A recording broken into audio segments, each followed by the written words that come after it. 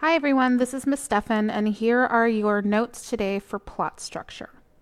You are probably already familiar with different plot structures, which is how a writer actually organizes the information that they are going to give. When you're reading fiction, a plot structure will look like this. You probably have seen this before, and it has 5 distinct parts where different things happen in each. The first part in plot structure is the exposition. The exposition is the opening section of a story that provides the important background information. In the exposition, you're going to get your setting, so where are we in time and in place. You're going to have an introduction to most of the main characters, especially the protagonist. And you're going to also get the main conflict usually. So what conflict is going to be played out within the entire story. When looking on the map, the exposition will be right here in the very beginning. Then you have the rising action. So this is more about the conflict. It develops the story's characters, so we find out more information about them, what makes them tick, what kind of people they are, and you find about their problems. So what conflicts are they facing? And also, this is where the writer starts to reveal the theme of a piece, or the underlying message that they want to give. The conflict is the longest section of the plot structure. So when you're looking at it on a map, it should be the longest line on the map. This is because you need time to adequately pace the conflict as it moves toward the climax. This is the buildup of tension, where the conflict is explained and then it starts to increase until we finally reach the climax. But first, on the map, here's where you'll find the rising action. Then you get to the climax. This is the moment of highest tension or suspense in a story, and it's the result of the development of the conflict. So while the conflict is building like a snowball, it finally hits a head here at the top of your diagram, and that is the climax. It's usually also the turning point of the story. Also known as the crisis. This could be the moment of most action in a story. And when I say turning point, that means it comes to a head and then the story starts to resolve itself. The tension starts to become lessened.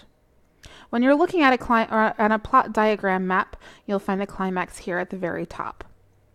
Then we move to the falling action. This is where you start to see the results of the climax on the characters and the conflicts of the story.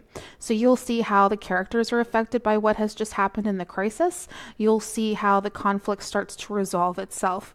It is a lessening or a reduction in the tension, and it's much shorter in length than the complication. So when you're looking at it on a diagram, this is almost misleading because oftentimes the falling action will be much shorter than this line may indicate. The rising action is always going to be the longest part of your story. And then finally you have the resolution, or as we're going to start calling it, the denouement, which is French. We'll get to that in just a second. The resolution resolves, or it settles, the conflicts of the story. It's a return to normalcy for the characters, and it provides a release of emotion for the reader. It ties up any loose ends that are not disposed of by the falling action. Usually at the end of a story, we as a reader, we get some kind of resolution. We get some kind of end to the conflict.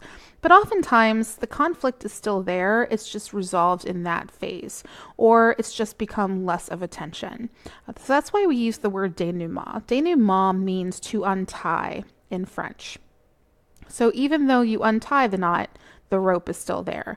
Even though the resolution, not everything is fully resolved, it's not always a happy ending, you still no longer have that point of conflict. And when you talk about a resolution or a denouement, you're going to find it right here. All right, so exposition, rising action, climax, falling action, resolution, or denouement. Now it's your turn to practice. I want you to get your earbuds, go back to Canvas, and on a page, you're going to listen to the story from This American Life called Fiasco.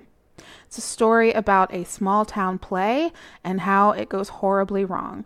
As you listen, I want you to make notes of what you think are the parts of the story's plot structure. What is the story's exposition? What is its rising action? What is its climax? What is its falling action? And what is its resolution or denouement?